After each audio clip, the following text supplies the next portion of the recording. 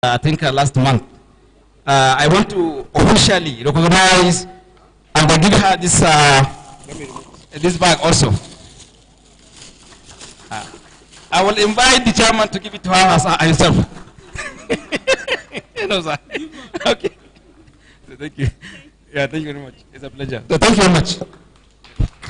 Can we please put our hands together for Professor Mohammed Kabir Yakubu, Director General and Chief Executive Officer of NILES, appreciating all, and we hope you appreciate the MC as well. Dr. Kazim, where are you, sir? Thank you. On that note, it was Richard Branson that said, he said, when someone shows you an opportunity, but you do not know how it works, he says, say yes first, then learn how it works later. What that points out to is capacity development. That's exactly what it means. Capacity development. We have identified, there's no gainsaying all the gaps, perceived gaps that are in the value chain of leather. We are already researched, well researched by scholars. Now, the world is towards sustainability. NILES has also developed some products from sustainable materials, fabricated. Now, that's the future. But another important thing that you must not take, you must not fail to take away out of this discussion is we need business model for sustainability. A business model for sustainability does not only benefit the entrepreneur alone, it also captures the environment and captures other stakeholders. It gives you opportunity to mainstream at the midst of all the challenges your own local products and services. That's what business model for sustainability will do. Now, stakeholders need to come together and engage well on designing a suitable business model. You can't load it on consumers. This is a customer-centric system. What it means is, it is what the customers need that you give to them. If you give them what they need, you don't need to appeal. Actually, you don't really need to appeal. The truth of the matter is, if your market, if your soup is sweet, you know, you don't need to even praise it, you know. Everybody will be aware that your soup is sweet, but the truth is, the journey of 1,000 miles starts with a step or two. The plans are already in place. We have all the developmental plans in Nigeria. Countries have taken our developmental plans and turned it to product and services. We too can do it. So all I have here is just the value chain and how to add value. Look, if you don't sustain this industry, the leather producers will definitely relent, because what they actually need, I'm going to round up in the next 5 minutes. What they actually need is sustainability. If you don't, look, there are lots of industries that are dependent on the government sector to provide the enabling environment, but also they must survive. If they can't make the money, if they can't feed their family, they will think of something else. They are here with us today because they have opportunity to display what they have gotten. If we patronize more of them, if we enforce it in the PO5, Presidential Executive Order 5 has already done the job for us. So these are things I'd like us to take away out of this. I just have these tanneries. These tanneries are actually not the only starting point. Of course, a lot of things happen along the value chain. It has already been demonstrated through presentations. So, but the finishing products, where do we focus on? Where are we going to focus on? That's where I'm interested in now. Where are we focusing on, and what exactly are we looking at? This is what we should look at. Look at the industry, and look at, this is a model. There are a lot of models that are already been demonstrated. We have the special policy. Special policy say, identify a particular area. Go to what they have in their place. Now, implement that policy to suit them. Now, when you are done with that, replicate around. The success story is what will be used all over to replicate. That's what the special policy say as one of them. Another one is incentive framework for diversification. We can pick all this up. This will be on ResearchGate, I can assure you, very soon. This is another recommendation for economic diversification. It's called competition policy. So these are how to strengthen, how to achieve economic diversification. But one thing I want to focus on is, where should we focus on? and what exactly is the direction. Look at the product and services that comes out. Where are we focusing on? Look at this big chart here. It's already obvious where we are supposed to focus on. The footwears, the football industry, and they use boots. All of us use shoes, we use bags, we use a whole lot. So this is where we should focus on first, before we think of other aspects. The footwear aspect first, before we can think of other aspects. Another one I would like us to take a look at is this. I got some of these already. Yes, another one I would like to take us through is this. If you are thinking about diversification, countries are we going to be targeting, and where is the market? Where exactly is the market? This is the market is Italy, China, Brazil, India, Pakistan, and those are the people tapping the use of leather as raw material. Meaning that by the time we are done, this should be focusing. But why do we achieve that? The technology-enabled value addition leather sector is what we are looking at. A technology-enabled value addition leather sector is a sector that we encourage the youth. Now, if you want to sustain an industry, there is a need for you to encourage the youth. Apart from including it in our curriculum, the doing aspect, if you ask most people, would you like to become a farmer? The young boys, they tell you, I don't think so. I have to think about it, right? But if you ask them, would you like to become a software developer? 90% of them will say, yes, I'm interested. Why? Because it's on the laptop. So if you have e-leather as a policy, which means we're trying to make leather feminine, we're trying to make leather useful, attract more females to the industry. The population of female in the world has shown that they must be mainstreamed. If we leave this a whole lot, how are we going to diversify? A lady can begin the tanning process while she is still comfortable. If we use technology-enabled value addition process, that's what will happen. We cannot diversify, leaving the ladies outside the business, the value chain. And we cannot diversify without injecting the acceptability of the leather industry.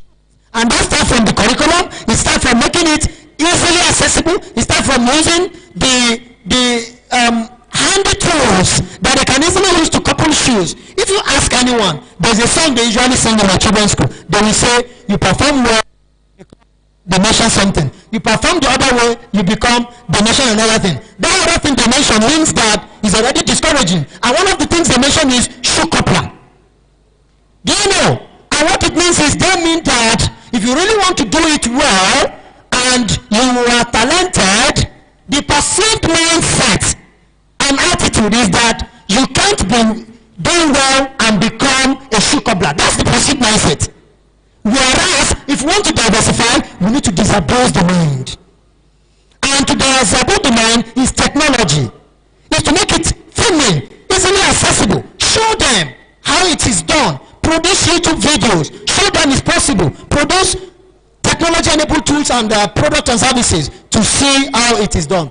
These are the things I would just like to. So I'm concluding. On a conclusion note, I would like to reiterate my conclusion points again. I just showed the trajectory on how diversification can be done and the whole lot. But I would like to reiterate that the stakeholders are already doing well, but we can do more. We need to do more because no one will implement this for us.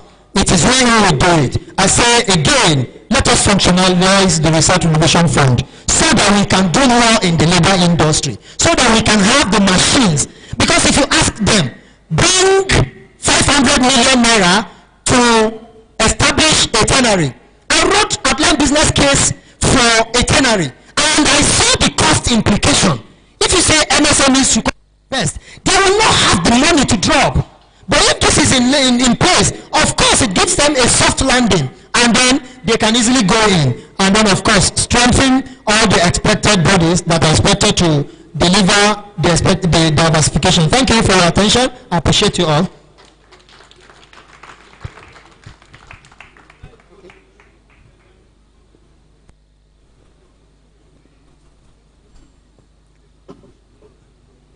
All right, so we have here on the panel of discussants Can you kindly introduce yourself, please? Yes, my name is Murtala Deti Abubakar. I'm the head of project finance, Nexim Bank.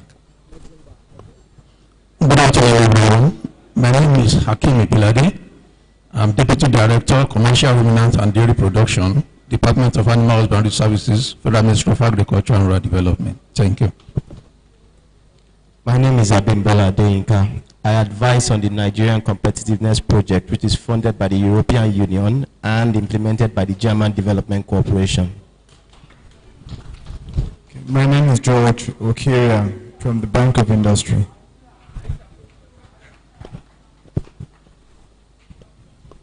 Good morning, everyone. My name is Dr. Abubakar Abdurrahman. I am the head of Livestock and Leather Division of Agric and Agro-Allied Department, Raw Materials Research and Development Council. Good afternoon, ladies and gentlemen. My name is Comrade Ayodele Mosaku. I'm the National Chairman of Cobblers and Leather Artisans Association of Nigeria, representing Nigerian Leather Products and Producers Association of Nigeria, the finished leather goods sector. All right, Comrade, I start with you.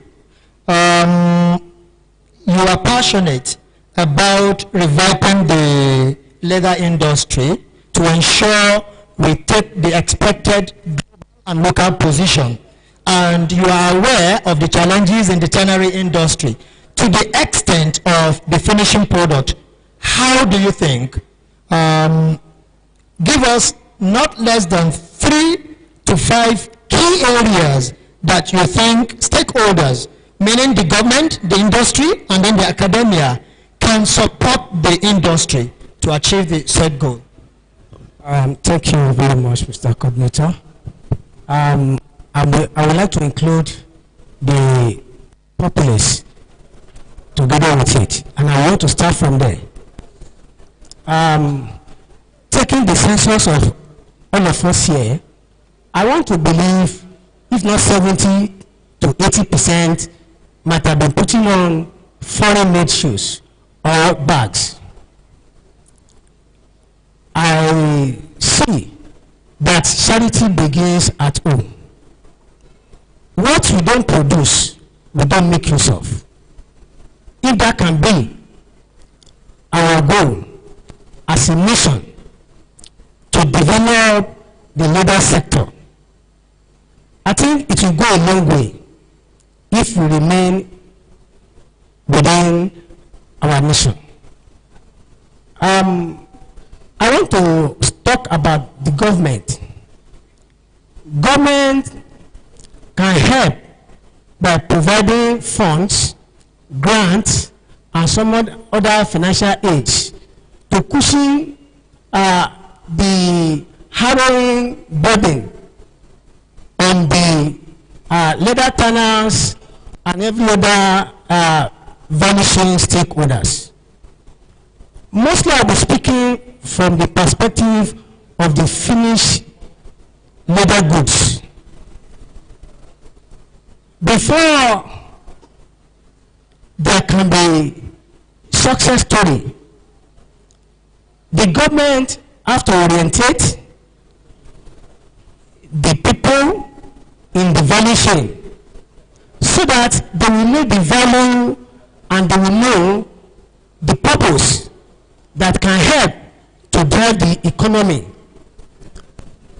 Like I've just said now, if there can be national orientation about the patronage of the locally made leather goods, I think it will go a long way. The flair for imported goods has been the bane for not growing well of the leather sector, especially. So, if government can help by advocating the use of locally made goods, I think it will go a very, very long way. The second one, about the education. If there can be a kind of incursion into the curriculum system of our nation, skill acquisition, catching them young I thank God for the secondary school that are represented here. If they can get them while they were young, by the time they grow up, they will be able to be self-reliant because of the primary knowledge and training they have gotten from the school, thereby reducing unemployment and all the other things. Lastly, I want to make a suggestion, and that is the National Youth Service Corps. Instead of 1 year of service to the nation, it can be extended to be 2 years. Yes, I know. The reason is that the first year you serve to the nation, the second year you serve to yourself by preparing yourself, going through a course in entrepreneurship and skill acquisition. After that 1 year, when you come out from it, you won't be looking for employment. God bless you. All right, thank you. I took it from the last one. What you mentioned is, NYC have the Salute program. An assessment of the Salute program conducted by NASETM revealed it is achieving. Now you are recommending for expansion of the Salute program. Thank you, comrade, and you need a whole lot. We talk about education and a whole lot. So we're going to have the next from RMRDC. Doctor, you have a question of which you have 2 minutes to quickly digest the question. Yep. Now, the question is, I'm aware RMRDC has done quite a lot along the value chain, and your mandate is clear. It cuts across everything. I saw that you have not listed, among other resources you have listed on your website. I wouldn't know maybe it's an insight. Labor is not listed there. You have the mandate to catalyze the industrial growth. How can you catalyze the industrial growth in the leather industry? And how can you ensure leather is listed among the priority materials as one of the raw materials Nigeria has to catalyze the industry? Thank you, Doctor. Thank you very much. Though I have a limited time, but I just want to clarify one thing. Mr. Igili, he has acknowledged our presence, which I truly appreciate. But he has put us together with the financial institutions, which I think we are not donor agency. I want to clarify that. We are a parastatals under Federal Ministry of Science and Technology, just like any other parastatals, with our own mandate clearly stated. Among our mandate is we promote local sourcing and optimal utilization of raw materials for industrial growth. Actually, leather is a critical raw material, and you can see the revenue generation globally. There was a time I was presenting a paper elsewhere for ECOWAS Pakbao, and a debate came up there because I was talking about leather. You know, leather and meat, they come from the same source, you understand. But when you look at the value addition, here in developing countries, we may think that meat is the most valuable, and we like meat more. We prefer to invest in meat than leather. But in actual sense, if you look at the value chain, the value addition from raw hide to back, from raw hide to shoes, you can see that leather is critical, so to say. And for putting leather on our website, that we are already working on it, and it has already been listed as a critical raw materials, which we are working on it. The challenges faced by leather industries is hydra-headed, so to say. It's very complicated. We thank God. Some years back, we did not have leather policy. Now we have leather policy. What do we talk about now is implementation of the policy. In that aspect, in line with also the topic of this leather day discussions, Raw Materials Research and Development Council, in collaboration with Bayero University, Kano, and other research team, we have fabricated an automated leather glazing machine. And the test run has been done. We discovered some little challenges from the velvet belt conveyor, which has been worked out. Another challenges now came up of aligning the bottles so that the leather can have that shining. which the researcher now called me and let me know that he has completed everything. So what I'm telling you, the good news is very soon we will invite all the stakeholders for commissioning of that automated glazing machine. Aside from that, we have contributed in establishment of common facility center in Konong, and recently we have also ensured that all the industrial sewing machines there have been put to work, which the artisans are using there. Not only that, we have initiated establishment of high-tech and smart common facility center in Sokoto State. A meeting was held in Sokoto State. We also convened another meeting here in our headquarters office, Abuja. We are working tirelessly. My DG is passionate about leather. That's why I said leather is critical. It's a critical raw material. It has occupied a strategic position in the Nigerian economy. Okay. We're going to have a minute to quickly round that up. We've seen that you've done a lot. I would like to quickly mention to you that after you are done and you have invited us for commissioning, ensure you place this machine on the palm of the users. Ensure you do a whole lot of advocacy so that it won't be like other prototypes that were already fabricated and are still not fully commercialized. And you said optimization. Optimization is the word. If you optimize any system, you are home and dry. So optimize the commercialization process as well. I'm going to Malam Murtala from Nexim. The moment I saw Nexim, I know we are financially protected. It's good to know you are export and import, but perceived gap of export is still there, acknowledged on your website. Now, MSME's export facility is one of the things you offer. You also offer managed funds. You also offer risk-bearing facilities. Among all, you also have export credit insurance. Now, there are people that are called business angels. The business angels, like I told you, are more on the value chain of inventions and innovation. They are the people that prevent innovations from falling into the debt valley. And 70% of inventions and innovations end up in the debt valley.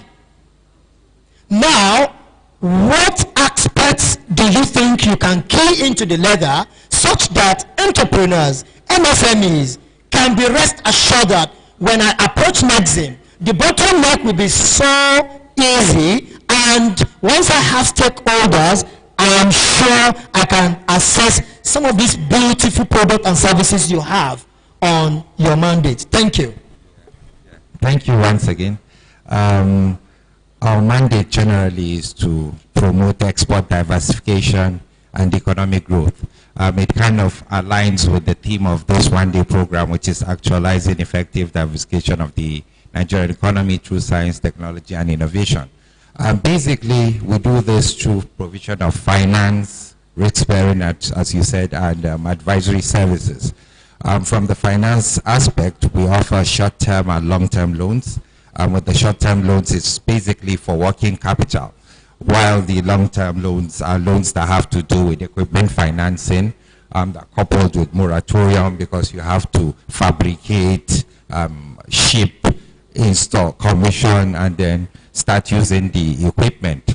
And then the risk-bearing services, as you said, we offer guarantee services, and we also do insurance services. The insurance is mainly for, it guards you against buyer risk of buyer default. With the advisory services, we advise you on where to export to, who to export to, when to buy, when to stock, and what have you. To answer your question directly, to remove all those bottlenecks, what we came up with, we're doing what we call hand-holding. Yes. So we have eliminated the use of consultants, because when when you go to consultants and apply for a facility, they're looking at it from their own point of view, and as in what they want to make from your facility, from your request. And the surprising thing is they look at the loan amount. So even if the effort is the same, or what I mean is somebody that is applying for 200 million and somebody that wants maybe 10 million for value chain financing, they would if the effort might be the same. In fact, the lower credits, the lower amounts are more difficult to process, but they will just charge you based on the amount. So this handholding is cuts out the middleman. We attach you to people that have benefited from our facilities in the past. So they walk you through the entire process. That is from buying raw materials, processing, up to the point of exporting. So it you kind of build capacity, knowledge, and you know what to do. In terms of export, it's not straightforward. It's kind of complicated. So you need somebody to put you through. A consultant just knows the theoretical aspect. He doesn't know the practical aspect. So with the hand-holding effect, we have really done a lot to cut out the middlemen. Having said that, most of the challenges that people face have to do with one, what I would call documentation. People don't like the documentation. So the hand-holding takes care of that to a large extent. The other one is the bandwagon effect, which Nigerians are really guilty of, a lot of Nigerians, because you just see your friend or somebody doing something and you just get into it because you feel he's making a lot of money. It's not bad per se, but understand what you're going through. And the third one is people overrate themselves. It's good to think big, but it's always good to start small. Thank you. All right, thank you, Nexim Bank. I took 2 or 3 important things away. One is moratorium. Now, MSMEs truly have concerns as regards the terms of facility you offer. Now, you have done well by having hand-holding as a very suitable model to support. Now, do you think it's possible, you're going to do that during the roundup process, do you think it's possible for you to have alongside where all the centers that NILES has established for easy access to your services?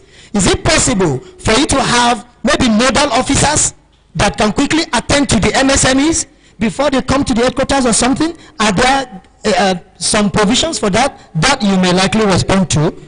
Just in 30 seconds, please. Yeah, so what we're doing is that we have what we call the Nexa Academy. So we have what we call the Nexa Academy. It's an online platform, so we don't have to be physically present to walk you through. You can just go on our website, the Nexa Academy website, and you get a lot of information from there.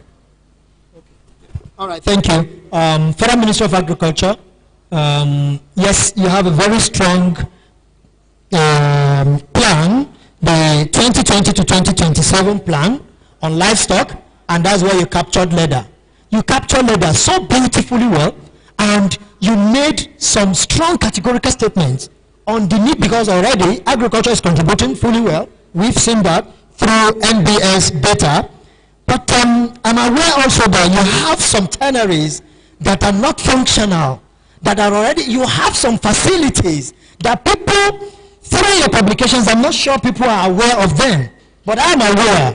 Now, that statement you made in your policy, especially the livestock statement, the roadmap 2020 to 2026, how do you think you can bring this to the hands of the MSMEs who are going to enjoy this so that we can diversify the economy? 2 minutes, sir.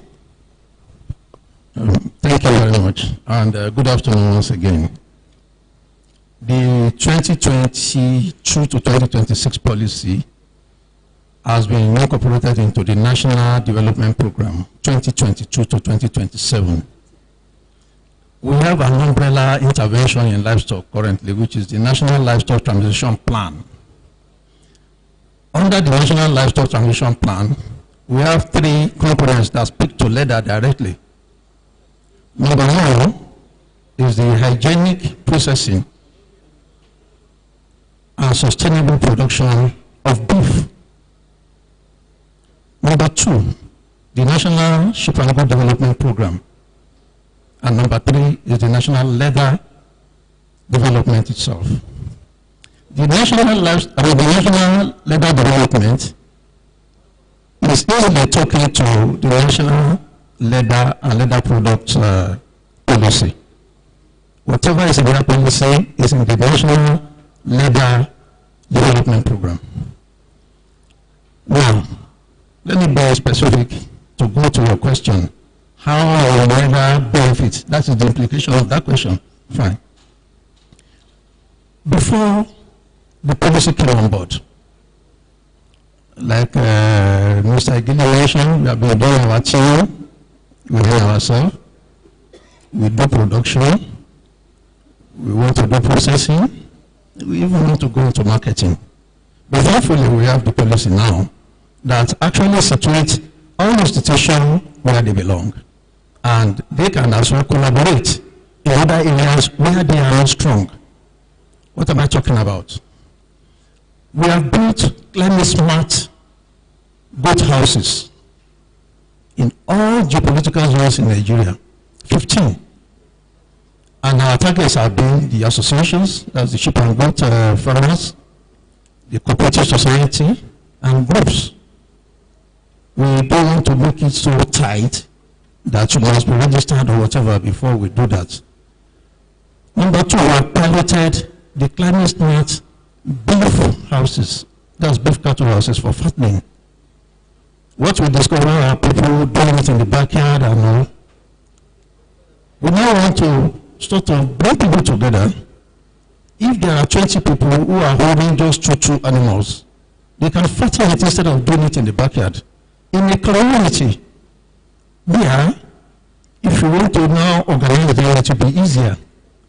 Among themselves, they cannot think something more than meat. They can now focus on leather for sheep and goat and for cattle. These are what the ministry is doing gradually. At the end of the day, by 2027, we have a very ambitious program for cattle. We want to build about 720 of these houses nationwide. And for the sheep and goat, we want to build 4 times that nationwide.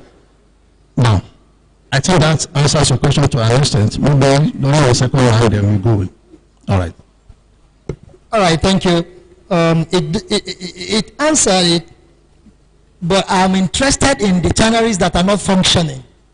And what can the association under NILEST, which is already functional, do to assess those?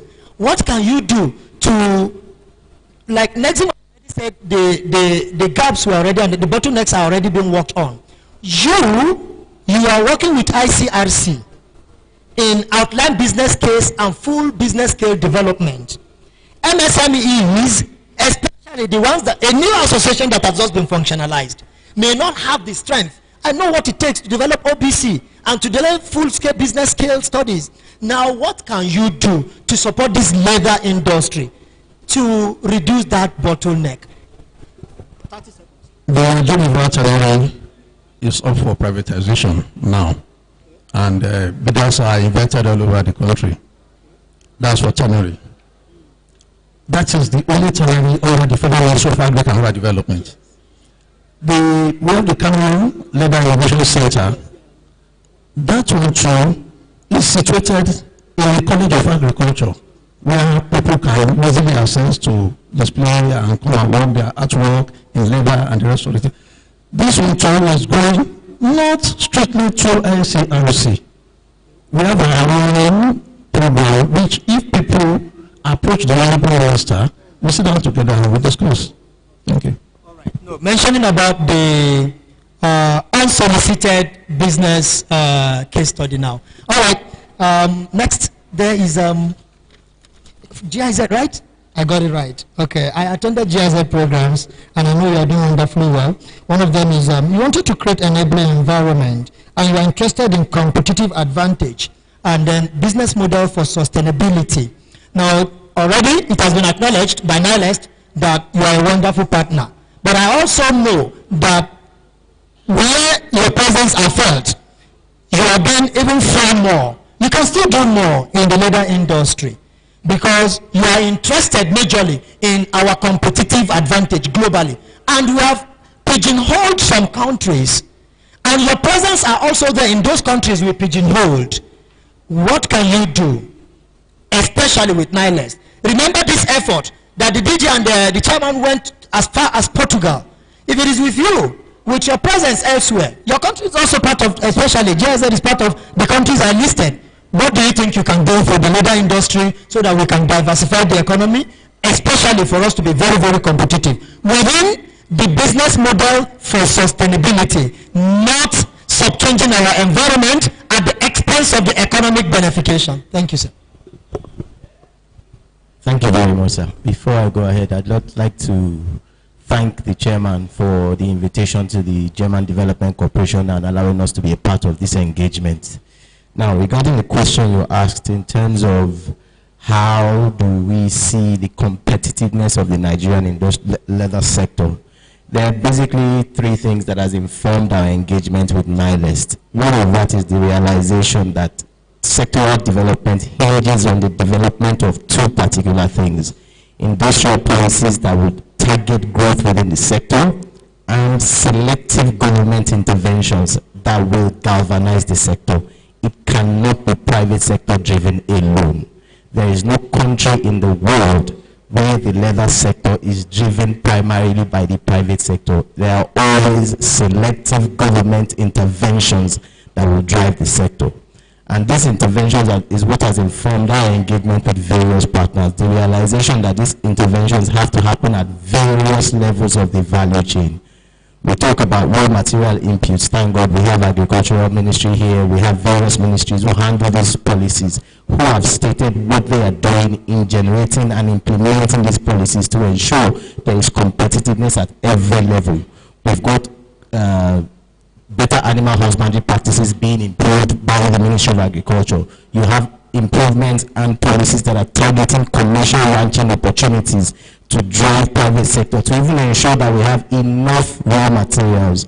If you go to the next level, which has to do with tannery or finished leather production, these are exceedingly capital intensive industries that are driven by international partnerships. One, for technology transfer, and two, for knowledge transfer. It is not driven independent of these two factors. You have to have state-of-the-art technologies, and then because the market that consumes labor at the end of the day looks at factors that are beyond just the processing. You have environmental concerns. You have concerns around the world, around the sustainability of whatever they are procuring. It's one of the things that selective government interventions have to address. We have been working, we've been very selective in our work within the Nigerian leather space, again, because we're an international agency who seeks partnerships from the relevant agencies. And that's what informed our engagements with NILEST so far. And during the presentation, I was quite happy. Unfortunately, I didn't particularly enjoy it when Mr. Gini kept saying, oh, GIZ. Our role is that of a facilitator. We don't get involved directly with actors. We talk to the relevant agencies, to the relevant stakeholders. And one of the things the Permanent Secretary also said, which has informed a lot of our work, is ensuring better coordination within the various stakeholders within the value chain. You have the production capacity in Kano for the raw material for finished leather. But then the end user, why is about not using Kano finished leather? Is it that it is unsuitable for them? And let's not forget, we're in a competitive environment where every day there are substitutes to leather being produced by Asia. Leather is high value. It's very high value. We're moving to the stage where composite materials, synthetic materials are replacing leather. So even while we're beating our chest and saying, yes, we have competitive advantage in terms of production of the raw materials, we must be cognizant of the challenges that would face that raw material. So this basically is our approach to improving competitiveness, trying to select aspects of the value chain where we see there is some degree of advantage existing, working with the existing government and private sector agencies that are channeling or challenging those sub-segments or driving innovation in those sub-segments and working directly with them to achieve the end goal of competitive advantage. Thank you. My name is Abimbola Adeyinka. Thank you, Mr. Abimbola Adeyinka. I took 3 important things away, but I must not forget to mention that the Science, Technology and Innovation Policy implementation, of course, from the leather policy also, will be one of those platforms where you can have better coordination. I take it from you, say better coordination of stakeholders, right? So that's very, very important, and sustainability. And then selective government agencies are the people you work with, because there are some uncertainties in the industry, and you believe once you are with the government agencies, you should be able to do what you are expected to do. Now, you are going to have a minute, like I mentioned earlier, BOI, right? BOI, sir? All right. So, Bank of Industry, we have some product and services, and then you have awarded some, you got some award in the area of sustainability of the banking industry, and then you have some matching funds, a lot of managed funds at your disposal. You have quite a lot. The leather subsector, has it been prioritized? How can the leather industry have access to all the products that you have listed? How can we make it to be one among the leading bodies assessing your services so that we can diversify the economy? Thank you. Thank you very much. Within the bank, yes, we have a lot of products. But for the leather industry, there are no interventions from the government. You understand that most of the tanneries in the industry, what they do is, because of the effects they get, they always just produce for exports. So by and large, one of the things that we believe that will drive the development in the industry, apart from even giving low interest rate loans, are that government should put an enabling environment for the leather sector.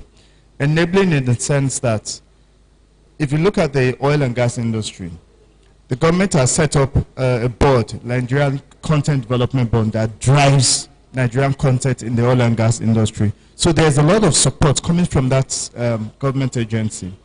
You also have the central bank intervening directly in other sectors like the cotton, the textiles and garment industry.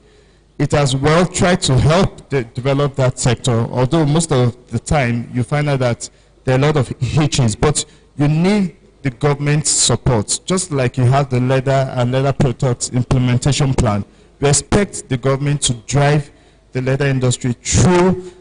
There should be creation of a board for leather industry, which has not happened. For us, we are intervening, but most of the time, why you don't get most leather products or businesses or the tanneries coming to the development banks for support is because the commercial banks, because of the FX inflows that they earn, do not allow it, because they will get a lot of spread. So if we can collectively drive the leather industry from the government arm, and also from the creation of some boards, and even education and trying to drive innovation, there should be centers for this created by the government. Then we as a bank will come in to support with single-digit interest rates, we give higher moratoriums, would also handhold, would advise, and would monitor. And I think with that, we can move the leather industry forward. Thank you. All right, Mr. George BOI, I took it from you. What we call the triple helix or the quadrant helix is what is going to happen here now. He said interventions can be provided, but they need the drivers. They need a regulatory body that they can hold on to. They can't release their money. And I said it earlier, right? I said, no one will give you money except the infrastructures, the enabling environment is in existence. Now, Miles is taking this away from you, that there's a need for us to have, if not a regulatory body, but a body that these development partners, especially partners can hold responsible. When you do that, they are going to establish the way they have products that are supporting the textile, the way they have products that are supporting machines in other industries. They cannot list them on part of their products, but they must have government, the industry working together. They must have a body they can hold on to. If Mylas really want to assess these facilities for the MSMEs, for the industry to enjoy that benefication, we need that body that BOI can hold responsible. That was what you said, Mr. John, right? I took that away from you. All right, so we are going to have, each of us are going to have a minute to round up and conclude. Just a minute. Your advice, what you think we can take away in addition to this, and then we are done. I start with Mr. George, BOI. Thank you very much, everybody. One of the takeaways that I would like to just suggest here is, if you look at the industry, you have a lot of abattoirs that are fragmented. We need to add technology to these things so that they are not fragmented. We also need to establish industrial clusters for leather products, because I don't think we have industrial clusters for leather products. If you can do this and try to also drive innovation for leather, even there are there's something they call eco leather that is just like when you talk of sustainability, just like the normal leather. We should try and drive this. Well, and every stakeholder needs to play his part. We as a bank will play a part, the government will play, but the institute will also play its part. Collectively, I think we'll be able to move the leather industry forward. Thank you very much. Yes, thank you. I think to close out, what I would suggest is that we always adopt a value chain approach when we're trying to promote sectoral growth for any industry or for any sector. We have policies that have been initiated. Most of the work we have done has been at that level, trying to support the relevant stakeholders or actors to promote the policies, because the policies will drive the activities. What I would give as a takeaway is that we're looking and we're actively engaging agencies that have specific interventions around the following areas. One, around commercial ranching opportunities. That will improve commercial ranching, that will improve the actual number of livestock or live animals available for the leather industry.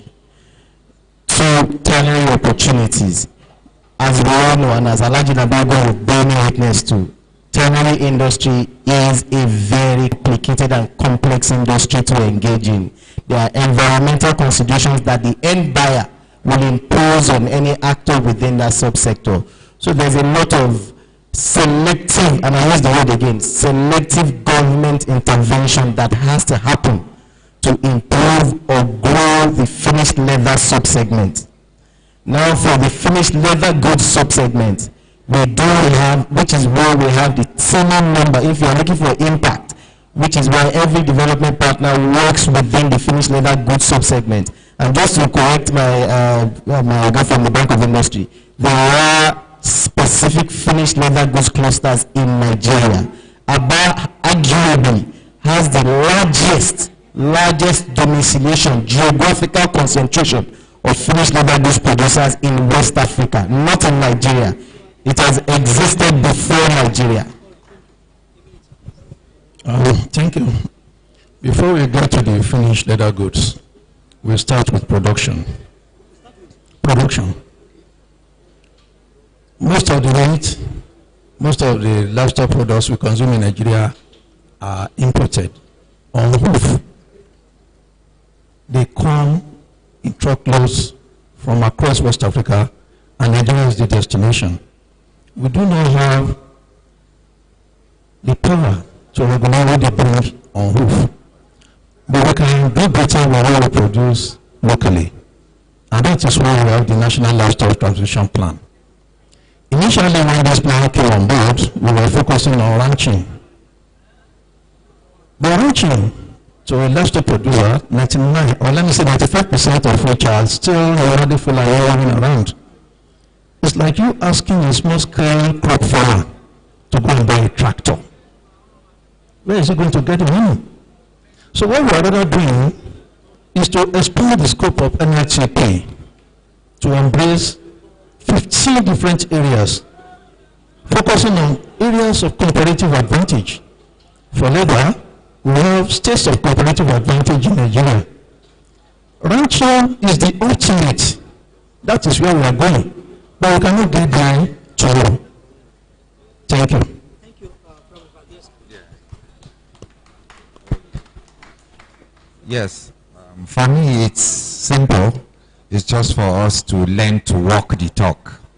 We have fancy policies, frameworks, everything is in order. If you look at all the stakeholders in the value chain, everybody has one or two things to say. Some of these things have been documented since we were not born. But there's no deliberate attempt to walk the talk. We're here, we come up with fancy ideas, but who really is in charge of making these things work? What the minister said, the PAMSEC said today is very true. I've been to Kano, I've been to tanneries in Kano, I've seen the quality of what they've produced. I've been to Enasco, Eyimba automated shoe factory. I've seen some of those, yeah, the finishing might not be up to that level, but are we saying that Kano should export, Aba import? Is it acceptable? If we have policies on ground that are meant to correct that, okay, who is in charge? Why are we not walking the talk? I think for us, that is something that we should start looking at. Why can't we implement the beautiful policies that we put in place? Thank you. If you look at Africa, Africa produces, I think, both light and heavy leather about 5%. That is the production line globally, while Asia alone produces about 74%. That is heavy leather, aside from light leather. I want us to look at it this way. Nigeria, or the Africa, also exports about 74% of its leather to Asia, Europe. Europe, aside from having that production capacity, they still import leather from Africa. The painful story is that China occupies 90% of the Nigerian market, while we can only boast of 10%. You see? Recently, a representative of Elon Musk met Minister of Mine and Steel Development in, I think, Saudi Arabia. So he now placed an offer that they want to come to Nigeria and start importing lead for their own electric vehicles company. The minister said, no, we cannot grant such request. So why should we now be even using export expansion grant to give those people exporting leather? Why? Why can we be exporting our leather like that? I believe leather is secondary raw materials because it has undergone some process to get to there. I have much to say, but time will not allow me. Yes.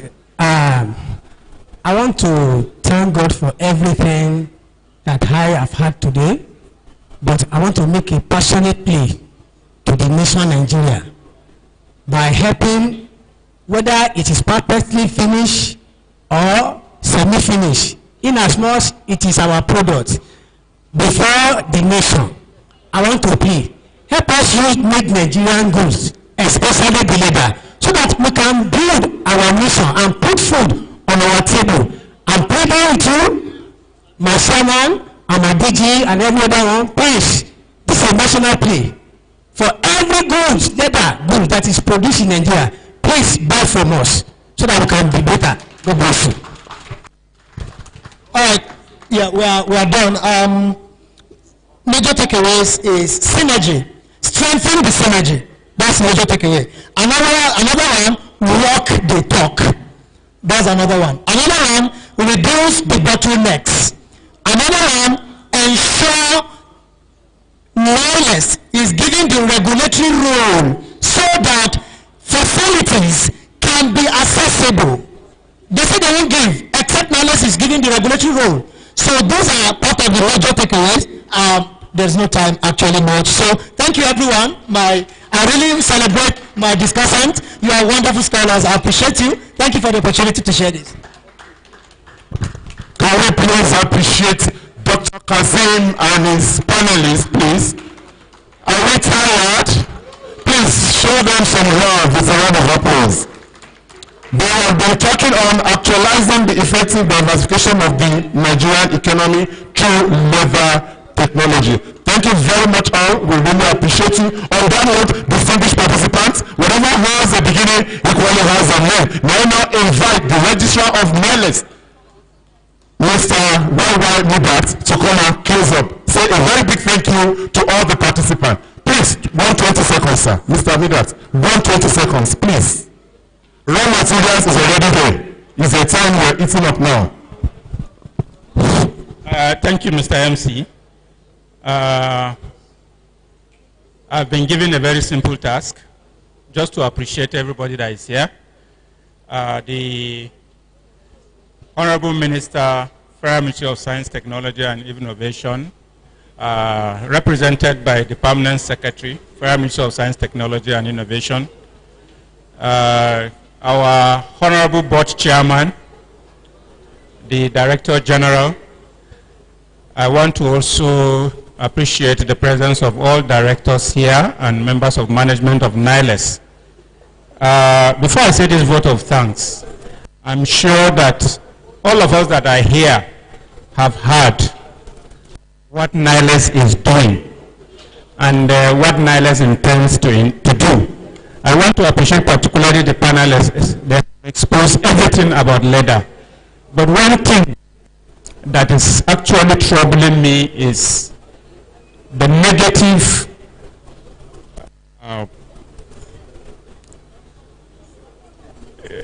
the negative things that are going around in the social media about NILES. I think I want to implore our members of the fourth room of the estate, that's the journalists, to please look for ways of verifying some of the information they get before they go to the media. Please. And what you have had today, they are not fluke. You can verify. You can come to NILES and verify what we are doing. In NILES, we do what we say, and we say what we do. So on this note, I want to say thank you very much for everybody that is here. Please, as much as possible, let's all be the ambassadors of NILES. And NILES has a long way to go because of the assignments that have been given to us by the Federal Ministry of Science, Technology and Innovation. And I believe that all of us are key stakeholders in this business. So on this note, I want to say thank you very much for being here. Your contributions are highly appreciated. And we look forward to meeting you again sometime, somewhere, and for this purpose. Thank you very much. I wish us a safe journey even as we go back. Thank you very much. Can we please put our hands together for Mr. Y.Y. Mubat, Registrar NILES. On that note, may I now crave the indulgence of all to please stand up for Nigeria's national prayer, the very second stanza. 1, 2, O God of creation.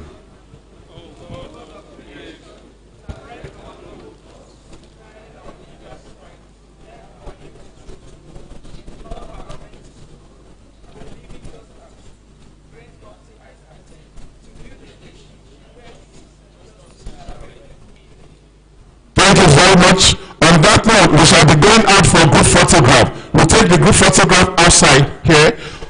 Thank you very much. On behalf of NILES, I wish to say a very big thank you for being part of this epoch-making event, celebrating leather activities in Nigeria.